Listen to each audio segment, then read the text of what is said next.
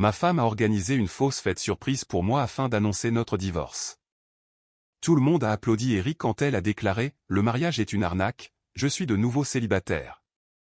Elle s'attendait à du drame, des larmes, des supplications. Au lieu de cela, je me suis simplement retourné et je suis parti sans un mot. Un mois plus tard, elle se tient sous la pluie devant ma porte. Ma femme a dit à tout le monde à cette fête que le mariage était une arnaque et qu'elle était de nouveau célibataire. Ce à quoi elle ne s'attendait pas, c'était ma réaction. Cela a commencé un mercredi soir quand elle est rentrée à la maison avec une énergie excitée qui m'a immédiatement mis sur les nerfs. Elle avait ce regard dans les yeux, le même qu'elle a quand elle prépare quelque chose qu'elle pense être intelligent. Nous devons aller quelque part de spécial ce samedi, a-t-elle annoncé, rebondissant presque sur ses pieds. J'ai organisé quelque chose de très important pour nous. J'étais assis au comptoir de la cuisine, parcourant quelques courriels professionnels sur mon ordinateur portable. Quel genre de quelque chose? C'est une surprise. Fais-moi confiance sur ce coup-là. Nous devons être au Riverside Event Center à 19h pile. La façon dont elle l'a dit m'a noué l'estomac. Il y avait quelque chose d'étrange dans son ton, trop répété, comme si elle avait pratiqué cette conversation, mais j'ai hoché la tête quand même. D'accord. Le samedi est arrivé et elle a passé tout l'après-midi à se préparer. Coiffure, maquillage, toute la production. Elle a choisi cette robe rouge qu'elle ne portait que pour les occasions importantes et n'arrêtait pas de se regarder dans le miroir avec un sourire satisfait. « Tu es jolie », lui ai-je dit en montant dans la voiture. « Merci. Tu te défends bien aussi. » Le trajet jusqu'au centre d'événements était bizarre. Elle n'arrêtait pas de tripoter son téléphone, d'envoyer des textos à quelqu'un, puis de le ranger, puis de le reprendre. Toutes les quelques minutes, elle me jetait un regard étrange, comme si elle étudiait mon visage pour y trouver quelque chose. « Alors, dans quoi est-ce qu'on s'engage exactement ici ?» ai-je demandé en nous garant sur le parking. « Tu verras. Suis-moi, c'est tout. » D'accord. Le Riverside Event Center était l'une de ces salles de location génériques avec de la moquette beige et un éclairage fluorescent. En franchissant les portes d'entrée, j'entendais des voix et de la musique provenant d'une des salles latérales. Elle m'a guidé vers le son, sa main sur mon bras d'une manière qui semblait plus me diriger qu'être affectueuse. Quand nous sommes entrés dans la salle principale, je me suis arrêté net. Il devait y avoir 30 personnes là. Nos amis, quelques-uns de ses collègues de travail, même sa sœur et son mari. Ils se sont tous tournés pour nous regarder en entrant, et un silence plein d'attente s'est abattu sur la pièce. Surprise. A crié quelqu'un, mais cela sonnait creux, comme s'il n'était pas tout à fait sûr de ce qu'il célébrait. Ma femme s'est avancée, s'éloignant de moi, et s'est déplacée au centre de la pièce. Elle avait un microphone à la main qu'elle avait dû prendre quelque part. Et soudain, j'ai réalisé que ce n'était pas une fête surprise pour moi. C'était une performance, et j'en étais le public involontaire. Merci à tous d'être venus ce soir, a-t-elle commencé, sa voix portant clairement à travers le système de sonorisation. Je sais que certains d'entre vous se demandent pourquoi je vous ai demandé de venir, alors je vais aller droit au but. La pièce est devenue encore plus silencieuse. Je sentais les yeux des gens se déplacer entre elle et moi, et quelque chose de froid s'est installé dans ma poitrine. J'ai beaucoup réfléchi ces derniers temps au mariage, aux relations, à ce que nous faisons tous vraiment ici. Elle a fait une pause pour un effet dramatique, comme si elle donnait une sorte de conférence TED. Et je suis arrivé à une conclusion. Ça y est, pensais-je. Le mariage est une arnaque. C'est une institution dépassée conçue pour piéger les gens dans des situations qui ne leur servent plus. Alors ce soir, je veux vous annoncer à tous que je suis officiellement de nouveau célibataire. La salle a explosé. Les gens se sont mis à applaudir et à acclamer comme si elle venait d'annoncer sa candidature à la présidence. Sa sœur a poussé un cri de joie du fond de la salle. Un type de son bureau a hurlé « Bravo, ma belle !» Je suis resté là, à regarder ce cirque se dérouler autour de moi, et j'ai senti quelque chose changer en moi. Pas de chagrin d'amour, pas de colère, juste ce moment de compréhension d'une clarté cristalline. Elle avait orchestré tout cela pour m'humilier publiquement. Elle voulait que je la supplie, que je pleure, que je fasse une scène qui validerait le récit qu'elle s'était construit dans sa tête à propos de notre mariage. Elle s'est tournée pour me regarder avec une expression d'attente, comme si elle attendait que je tombe à genoux et que je la supplie de reconsidérer sa décision. Le microphone était toujours dans sa main, espérant probablement que je le saisirais et que je ferais un discours désespéré sur combien je l'aimais et que je ne pouvais pas vivre sans elle. Au lieu de cela, je l'ai regardée pendant exactement 3 secondes. Puis j'ai regardé la foule de gens qui applaudissaient encore mon humiliation publique. Puis j'ai fait la seule chose qu'elle n'avait clairement pas prévue. Je me suis retourné et je suis sorti. Pas de mots, pas de drame, pas de supplication, juste un simple demi-tour et une marche vers la sortie qui a semblé la plus longue et la plus courte de ma vie. Derrière moi, les applaudissements se sont complètement éteints. Je pouvais entendre sa voix, soudainement incertaine, appeler mon nom à travers le microphone. Mais je ne me suis pas retourné, je n'ai pas ralenti, je ne lui ai pas donné la satisfaction d'une réaction. Je suis monté dans ma voiture, j'ai démarré le moteur et je suis rentré chez moi, la laissant expliquer à 30 personnes confuses pourquoi sa grande finale venait de s'enfuir sans scénario. Je suis rentré chez moi vers 20h30 ce soir-là et je me suis versé un bourbon, non pas parce que j'étais dévasté, mais parce que j'avais de sérieuses réflexions à mener, et un bon whisky m'aide à penser clairement. Elle n'est pas rentrée à la maison cette nuit-là. Elle est probablement restée chez sa sœur, s'attendant à ce que j'appelle pour m'excuser de ne pas avoir joué le rôle qui m'était assigné dans son petit drame. Mon téléphone est resté silencieux sur le comptoir de la cuisine, et cela me convenait parfaitement. Le dimanche matin, j'ai commencé à faire des changements. Le premier appel a été pour la banque, pour lui retirer l'accès à nos comptes joints. Pas par méchanceté, juste une protection de base. Si elle voulait jouer à la célibataire, elle pouvait gérer ses finances comme une personne célibataire. Le deuxième appel a été pour notre compagnie d'assurance, pour la retirer de mon régime de santé. Encore une fois, juste des conséquences logiques. Les célibataires ont leur propre assurance.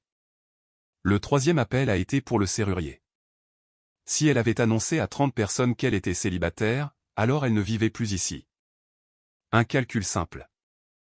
À midi, j'avais de nouvelles serrures sur toutes les portes et une pile de ses affaires soigneusement emballées dans le garage.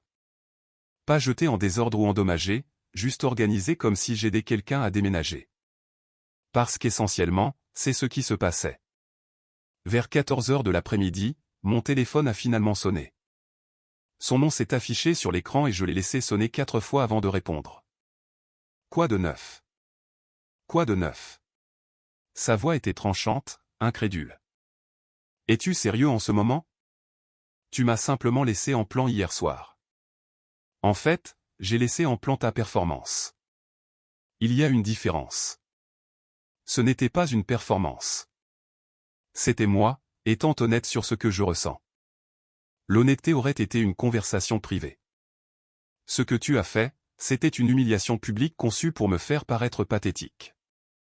Alors, félicitations. Mission accomplie. Elle est restée silencieuse un moment. Ne s'attendant probablement pas à ce que je sois si calme à ce sujet. Écoute, nous devons parler. Je rentre à la maison. Non, tu ne rentres pas. Excuse-moi. Tu as annoncé que tu étais célibataire. Les célibataires ne vivent pas dans ma maison. Notre maison. Vérifie l'acte de propriété. C'est ma maison, ça l'a toujours été. Tu vivais juste ici parce que nous étions mariés. Mais selon ton petit discours d'hier soir, nous ne sommes plus mariés. Je pouvais entendre sa respiration s'accélérer à l'autre bout du fil. Tu ne peux pas simplement m'enfermer dehors. C'est aussi ma maison. C'était, au passé. Tu as fait ton choix devant 30 témoins. Je ne fais que respecter ce choix. Tu es ridicule. Le suis-je? Parce que je suis presque sûr que ce qui était ridicule, c'était d'annoncer notre divorce lors d'une fête surprise sans même avoir entamé une procédure de divorce. Je suis juste pragmatique. Elle m'a raccroché au nez. J'ai fini mon café et je suis retourné organiser ses affaires. 1 heure plus tard, elle frappait à la porte d'entrée. Je pouvais la voir par la fenêtre, portant toujours cette robe rouge de la veille, ayant l'air nettement moins apprêtée que pour sa grande annonce. J'ai ouvert la porte mais je suis resté dans l'embrasure, ne l'invitant pas à entrer. « Qu'est-ce qui ne va pas chez toi ?» a-t-elle demandé. Rien du tout. Je me sens fantastiquement bien, en fait. Clarifiant. Clarifiant quoi? Oui, pendant des mois, je me suis demandé pourquoi tu semblais si malheureuse, si distante. Hier soir, tu as tout clarifié parfaitement. Tu ne veux pas être marié avec moi. Message reçu. Ce n'est pas ce que je voulais dire. Vraiment? Parce que le mariage est une arnaque et je suis officiellement de nouveau célibataire semblait assez clair. Y avait-il un sens caché que j'ai manqué? Son visage devenait rouge maintenant. J'étais juste. J'essayais de faire passer un message. Quel message exactement? Que tu aimes m'humilier publiquement? Que notre mariage signifie si peu pour toi que tu transformes sa fin en un divertissement pour tes amis? Aide-moi à comprendre le message ici. Je voulais que tu te battes pour nous. Je voulais que tu montres une certaine émotion. J'ai vraiment ri à celle-là. Alors, ton plan directeur était d'annoncer notre divorce publiquement, d'espérer que je ferais une scène en te suppliant de reconsidérer, et puis quoi? Tu m'aurais gracieusement repris devant tout le monde? C'était ton idée du romantisme. Elle a ouvert la bouche, puis la refermée, puis la rouverte. Je voulais juste. Je devais savoir que tu tenais encore à moi. Je tenais à toi. Encore une fois, au passé. Mais voici le truc avec le respect. Une fois que vous le perdez, vous ne le récupérez pas en expliquant pourquoi vous l'avez jeté. Alors, c'est tout. Tu abandonnes simplement 8 ans de mariage. Je n'abandonne rien. Tu as déjà abandonné hier soir. Je ne fais que rattraper mon retard. Elle a essayé de me pousser pour entrer dans la maison, mais je n'ai pas bougé de l'embrasure de la porte. Tes affaires sont dans le garage. Je le laisserai déverrouiller pour que tu puisses les prendre quand tu veux. Mais tu ne vis plus ici. Tu ne peux pas être sérieux. Mortellement sérieux. Tu voulais être célibataire. Félicitations. Profite de ta liberté. J'ai fermé la porte et je l'ai verrouillée. Elle a martelé la porte pendant environ 10 minutes de plus, criant à travers le bois à quel point j'étais déraisonnable, que nous devions parler comme des adultes, que je surréagissais. Je suis monté à l'étage et j'ai pris une longue douche chaude. Le temps que je sorte, les coups avaient cessé et sa voiture était partie. Ce soir-là, elle a commencé à m'envoyer des textos. De longs paragraphes sur le fait qu'elle avait fait une erreur, qu'elle voulait juste que je montre que je tenais à elle, que nous pourrions surmonter cela si je la laissais simplement rentrer à la maison et s'expliquer. J'ai lu chaque message et les supprimé sans répondre. Si elle voulait être célibataire au point de l'annoncer publiquement, alors elle pouvait expérimenter ce que signifiait vraiment être célibataire. Mon téléphone a sonné de nouveau vers 22 heures. J'ai répondu dès la première sonnerie cette fois. Quoi? S'il te plaît, parle-moi. 5 minutes. Laisse-moi m'expliquer. Tu as eu 8 ans pour expliquer ce que tu ressentais. Tu as choisi de le faire avec un microphone devant 30 personnes au lieu d'avoir une conversation avec ton mari. Cela me dit tout ce que j'ai besoin de savoir sur l'importance que mes sentiments avaient pour toi. Ce n'est pas juste. Juste? Tu veux parler de justice? Ce qui aurait été juste, c'est de me respecter assez pour discuter de tes problèmes en privé. Ce qui aurait été juste, c'est de ne pas transformer notre mariage en un spectacle comique pour tes amis. Mais tu ne voulais pas de justice. Tu voulais du drame. Eh bien, voilà ton drame.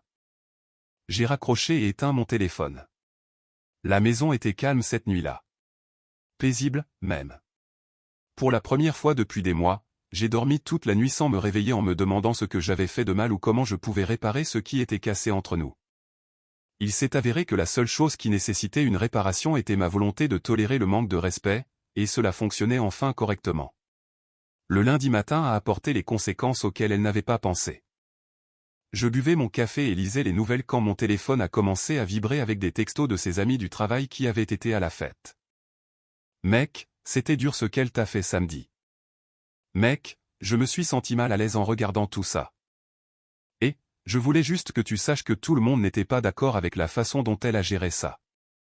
Apparemment, une fois le choc initial et la gêne passés et que les gens ont eu le temps de réfléchir à ce dont ils avaient été témoins, l'ambiance avait changé. Ce qui semblait être une indépendance féminine émancipatrice le samedi soir ressemblait beaucoup plus à de la cruauté publique sous la dure lumière du lundi matin. Vers l'heure du déjeuner, elle s'est de nouveau présentée à la maison. Cette fois, elle avait sa sœur avec elle pour un soutien moral, ce qui m'a dit qu'elle devenait désespérée. J'ai répondu à la porte mais je n'ai invité aucune d'elles à entrer.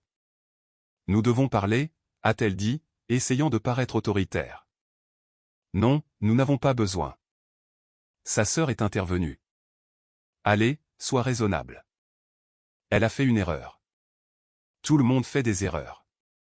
J'ai regardé sa sœur avec une curiosité sincère. Humilierais-tu ton mari devant 30 personnes pour prouver quelque chose? Ce n'est pas vraiment ce qu'elle a fait. Si, parce que j'étais là. J'ai entendu le discours, j'ai vu les applaudissements. Je suis presque sûr de savoir ce qui s'est passé. Ma femme s'est avancée. Écoute, je sais que je t'ai blessé, mais nous pouvons arranger ça. Nous pouvons aller en thérapie, travailler sur nos problèmes. Nos problèmes? Quel problème exactement?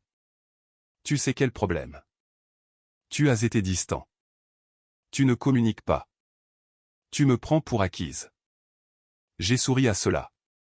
Donc, ta solution était de me prendre pour acquis si publiquement que 30 personnes ont applaudi quand tu as annoncé que tu en avais fini avec moi.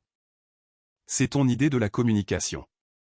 J'essayais d'attirer ton attention. Mission accomplie. Tu as toute mon attention.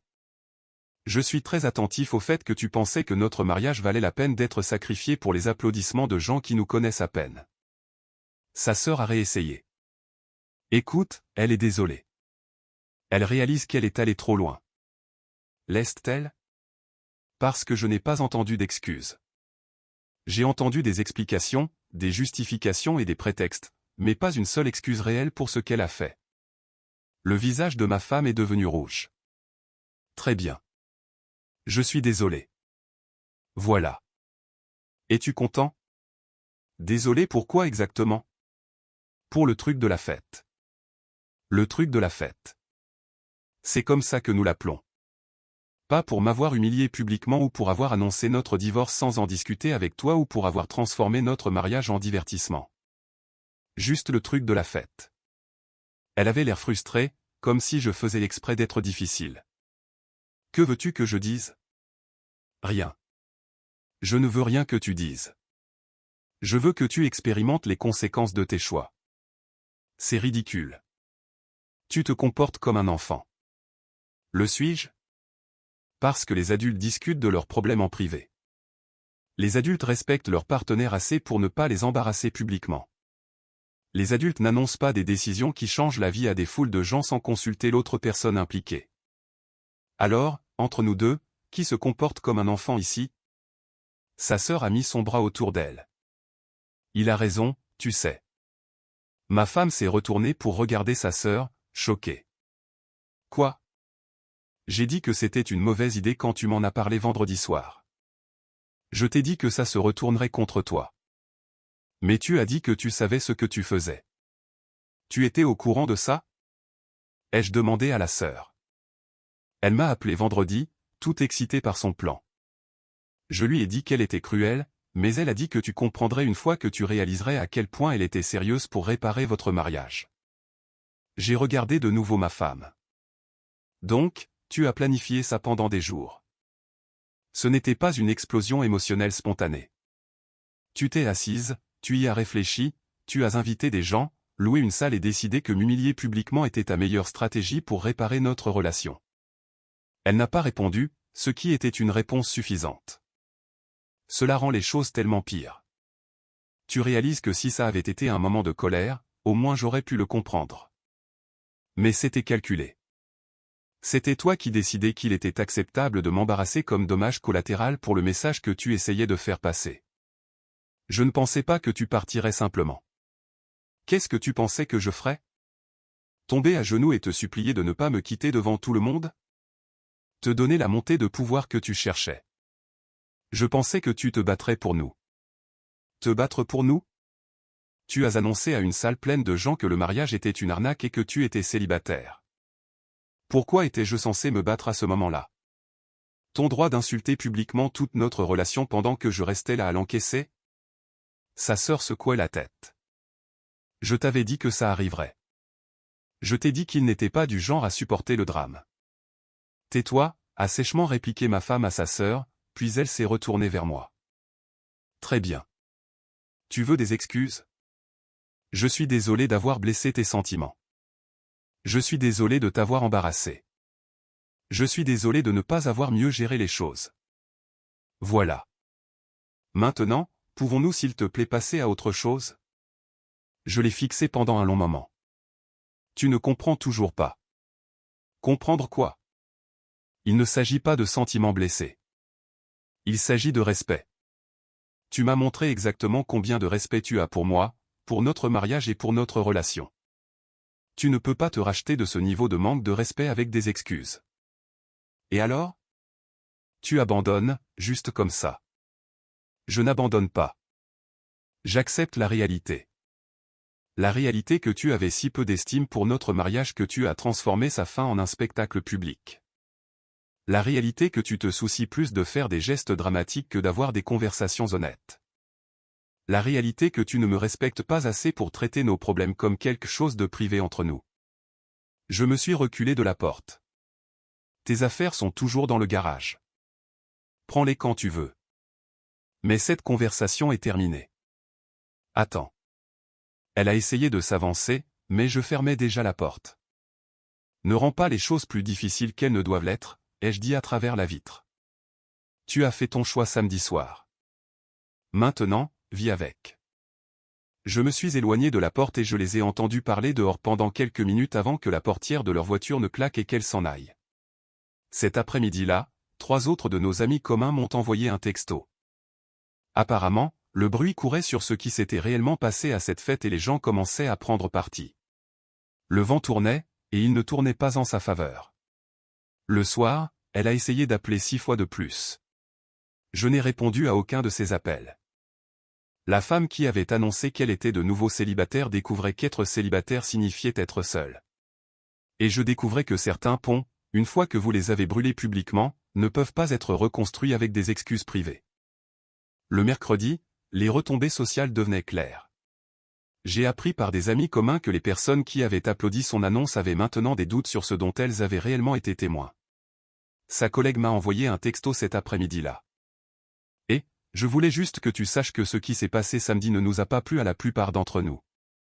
C'était brutal à regarder. Un autre ami m'a appelé directement. Mec, je n'arrête pas de penser à cette nuit. Plus je la revois, plus ça semble tordu.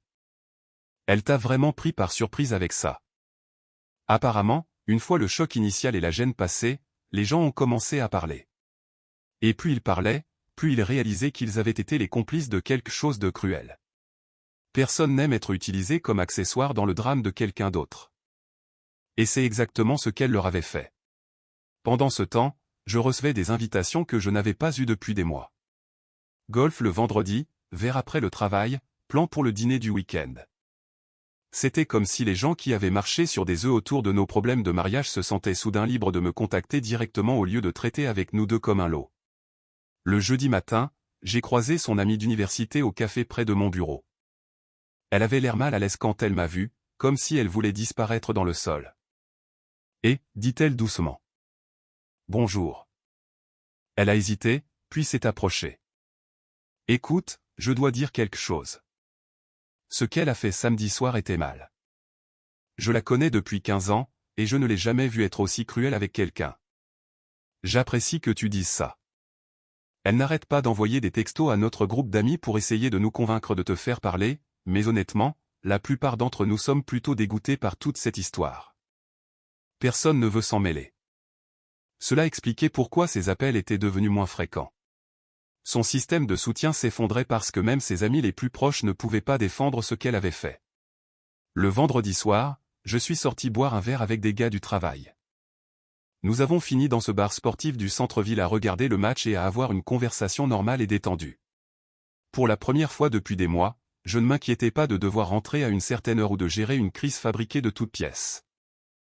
Vers 22h30, devinez qui est entré avec sa sœur et 2 autres femmes?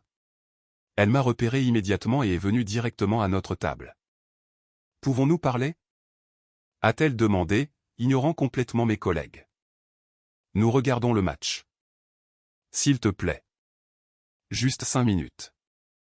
J'ai regardé mes copains qui fixaient tous cette interruption gênante. Vous la connaissez.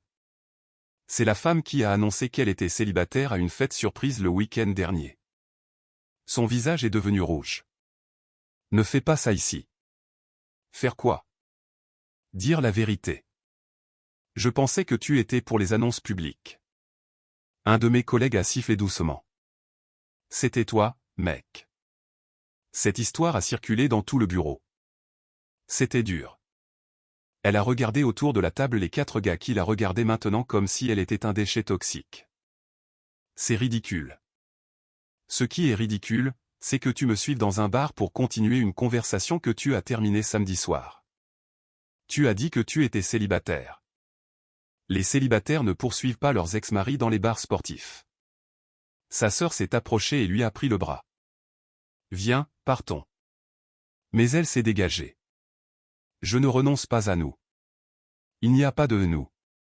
Tu l'as très clairement dit à 30 personnes samedi dernier. Mentais-tu alors ou mens-tu maintenant? Je ne mentais pas. J'essayais juste de te faire comprendre. Mission accomplie. Tu m'as parfaitement fait comprendre. Le message a été reçu fort et clair. Elle est restée là un instant de plus, réalisant que tout le monde à la table la fixait avec un mélange de pitié et de désapprobation. Son grand geste s'était retourné contre elle de façon si spectaculaire que même des étrangers la jugeaient. Très bien, dit-elle finalement. Mais ce n'est pas fini. Si, ça l'est. Elle est sortie en trombe avec sa sœur à sa suite. Mes collègues sont restés assis en silence pendant 1 minute avant que l'un d'eux ne se mette à rire. Bon sang, mec. Elle pensait vraiment que t'embarrasser publiquement allait te faire revenir. Apparemment, c'est un autre niveau de folie, ça. Le week-end a été paisible. J'ai complètement nettoyé le garage, organisé certaines choses que j'avais remises à plus tard, et j'ai vraiment apprécié d'être dans mon propre espace sans marcher sur des œufs. Pas de drame, pas de crise fabriquée, pas de manipulation émotionnelle déguisée en communication. Le dimanche après-midi, sa meilleure amie du lycée s'est présentée à ma porte. C'était intéressant parce que cette femme avait toujours été polie mais distante avec moi. Maintenant, elle avait l'air sincèrement contrariée. « Je dois te présenter mes excuses », a-t-elle dit avant même que je puisse dire bonjour. Pourquoi? Pour ne pas avoir parlé samedi soir. Pour l'avoir laissé te faire ça. Pour avoir applaudi alors que j'aurais dû partir. Je me suis appuyé contre le cadre de la porte. Pourquoi ne l'as-tu pas fait? Parce que j'étais choqué. Parce que c'est arrivé si vite. Parce que je ne voulais pas faire de scène. Elle a secoué la tête. Mais surtout parce que je l'écoute se plaindre de votre mariage depuis des mois. Et je pensais qu'elle avait peut-être raison. Et maintenant? Maintenant je réalise qu'elle peignait un tableau qui n'était pas réel. Les choses qu'elle a dites sur toi, la façon dont elle a décrit votre relation, ça ne correspond pas à ce que j'ai vu samedi soir.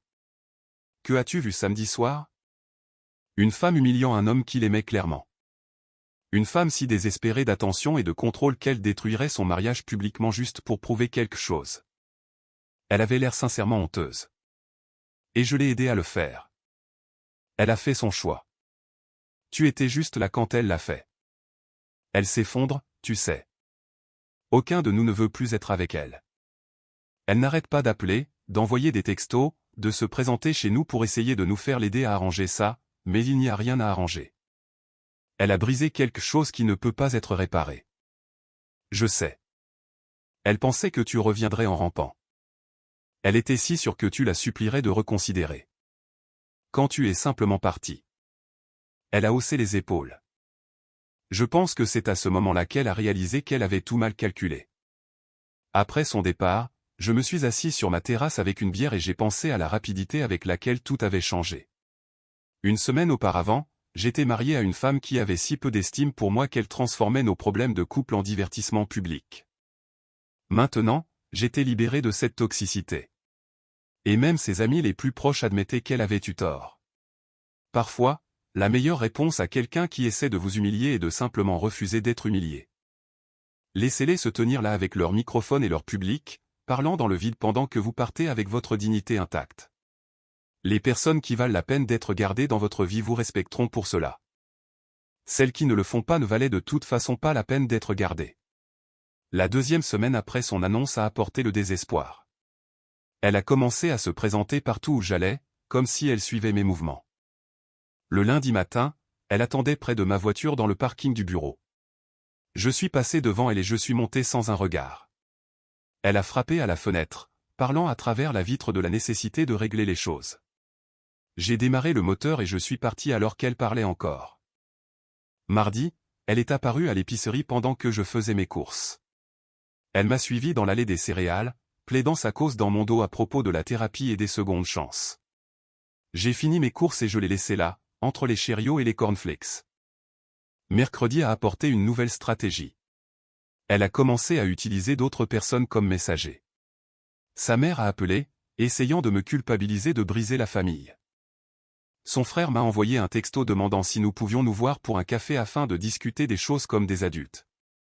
Même ma propre mère a reçu un appel d'elle, pleurant sur le fait qu'elle avait fait une erreur et qu'elle voulait juste rentrer à la maison.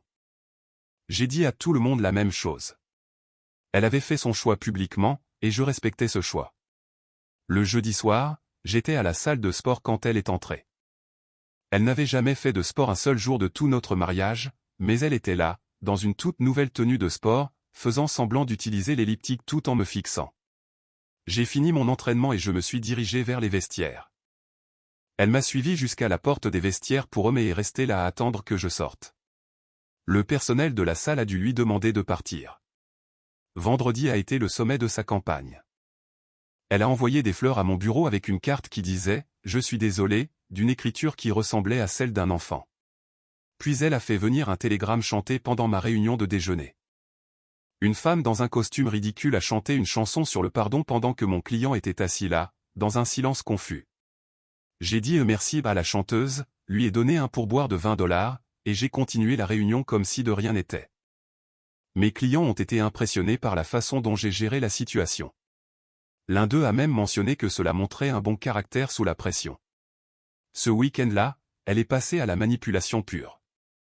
Elle a commencé à publier sur les réseaux sociaux des messages sur la dépression et la solitude, cherchant clairement la sympathie et espérant que quelqu'un me pousserait à la reprendre. Quand cela n'a pas fonctionné, elle a posté de vieilles photos de nous ensemble avec des légendes sur les temps meilleurs et le combat pour l'amour. Je n'ai répondu à rien de tout cela. Je n'ai même pas regardé. En fait, des amis n'arrêtaient pas de me parler de ses publications, mais j'avais bloqué ses comptes le lendemain de son annonce. Dimanche soir, elle a tenté l'option nucléaire. Elle a appelé en prétendant avoir une sorte d'urgence, pleurant hystériquement en disant qu'elle avait des ennuis et qu'elle avait besoin d'aide. Comme je ne me suis pas précipité immédiatement, elle a fait appeler sa sœur avec la même histoire. Je suis allé en voiture chez sa sœur pour voir comment elle allait, mais pas parce que j'étais inquiet pour elle. J'y suis allé parce que je voulais voir jusqu'où elle était prête à descendre. Elle a répondu à la porte, parfaitement bien. Aucune urgence en vue. Juste des yeux rouges d'avoir pleuré et le désespoir écrit sur tout son visage. « Tu es venu ?» a-t-elle dit comme si cela prouvait quelque chose. « Ta sœur a dit que tu avais des ennuis. » Je vois que ce n'est pas le cas. Je m'en vais. Attends, s'il te plaît. Je voulais juste te parler face à face, sans interruption. Donc, tu as menti à propos d'une urgence.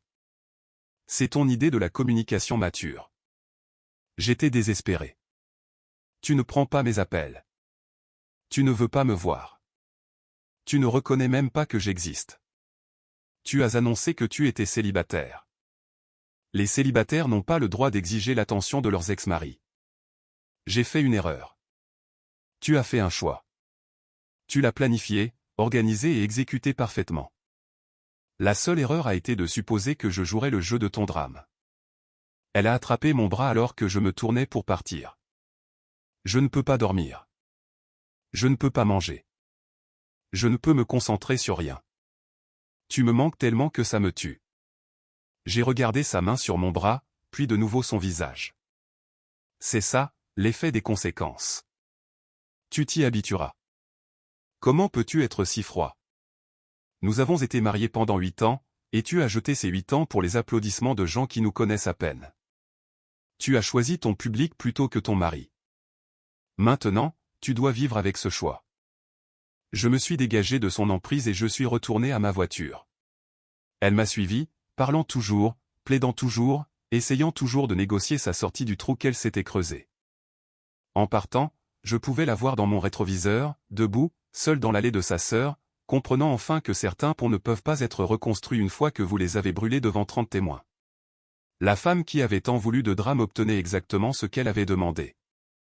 Le problème, c'est qu'elle était la seule à regarder encore le spectacle. Un mois après sa grande annonce, je passais la meilleure soirée que j'avais eue depuis des années. J'avais grillé un steak parfait, ouvert une bouteille de vin que je gardais, et je regardais les éliminatoires en toute tranquillité. Vers 21h30, il a commencé à pleuvoir. Pas une pluie ordinaire, mais une de ces averses torrentielles qui vous rendent reconnaissant d'être à l'intérieur avec un toit au-dessus de votre tête. C'est alors que je l'ai entendu. Un léger coup à la porte d'entrée, à peine audible par-dessus la pluie. J'ai regardé par la fenêtre et elle était là, trempée, sans parapluie, sans manteau, juste debout là en jean et t-shirt collé à son corps. Ses cheveux étaient plaqués, le mascara coulait sur ses joues, donnant l'impression qu'elle était là depuis un moment. Elle a frappé de nouveau, plus désespérément cette fois. Je suis resté à la fenêtre, la regardant à travers la vitre. Elle a levé les yeux et m'a vu là, a pressé sa paume contre la fenêtre comme si elle essayait de passer à travers. « S'il te plaît », je pouvais l'entendre dire à travers la vitre. « S'il te plaît, laisse-moi juste entrer. Nous devons parler. » Je suis resté là un long moment, à contempler la situation dans son ensemble. C'était la même femme qui s'était levée devant 30 personnes il y a un mois, microphone à la main, annonçant que le mariage était une arnaque et qu'elle était de nouveau célibataire.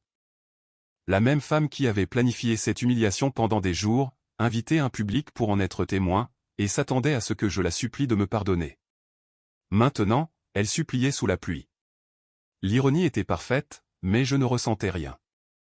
Pas de satisfaction, pas de justification, pas d'envie de jubiler. Juste un vide là où se trouvaient autrefois mes sentiments pour elle.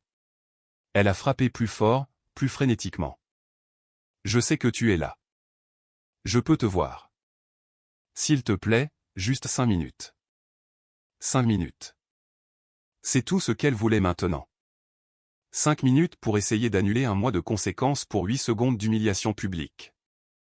Je me suis éloigné de la fenêtre et je me suis rassis sur mon canapé, j'ai pris mon verre de vin et j'ai bu une gorgée.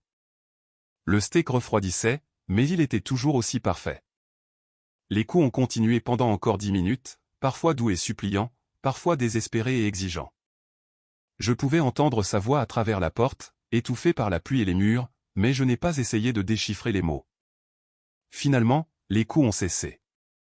J'ai de nouveau regardé par la fenêtre et je l'ai vue assise sur les marches de mon perron, recroquevillée, la tête entre les mains, la pluie continuant de tomber sur elle. Une partie de moi se demandait combien de temps elle resterait assise là. Une partie de moi se demandait si c'était une autre performance conçue pour me faire sentir assez coupable pour ouvrir la porte. Mais surtout, je me sentais juste fatigué. Fatigué du drame. Fatigué de la manipulation. Fatigué d'être traité comme un personnage secondaire dans l'histoire de quelqu'un d'autre sur l'émancipation et l'indépendance. Elle avait fait son choix ce soir-là au centre d'événements. Elle avait choisi son public plutôt que son mari. L'humiliation publique plutôt que la conversation privée, les applaudissements plutôt que le respect. Chaque conséquence qui a suivi n'était que le résultat naturel de ce choix. J'ai fini mon vin et je suis monté me coucher. De la fenêtre de la chambre, je pouvais voir qu'elle était toujours là, toujours assise sous la pluie comme une sorte d'héroïne de film tragique attendant sa scène de rédemption. Mais ce n'était pas un film. C'était la vraie vie, où les actions ont des conséquences et où certaines erreurs ne peuvent pas être réparées avec des larmes sous la pluie. J'ai fermé les rideaux et je me suis endormi. Quand je me suis réveillé le lendemain matin, elle était partie. Il y avait un morceau de papier détrempé collé à ma porte d'entrée, probablement une lettre qu'elle avait écrite en étant assise là. Je l'ai jeté sans le lire. 3 mois plus tard, j'ai appris par des amis communs qu'elle avait déménagé dans un autre état, recommencé une nouvelle vie quelque part de nouveau, loin du cercle social qui avait été témoin de sa spectaculaire erreur de calcul. Je ne l'ai jamais revue. Parfois, les gens me demandent si je regrette la façon dont j'ai géré la situation. Si je pense que j'aurais dû lui donner une autre chance, faire preuve de pitié, être la personne la plus mature. Mais le respect n'est pas quelque chose que l'on peut perdre puis retrouver en s'excusant. La confiance n'est pas quelque chose que l'on peut briser publiquement et réparer en privé. Et la dignité n'est pas quelque chose que l'on peut sacrifier pour des applaudissements puis réclamer avec des larmes. Elle voulait être célibataire si désespérément qu'elle en a fait une célébration publique. Je lui ai juste donné exactement ce qu'elle avait demandé.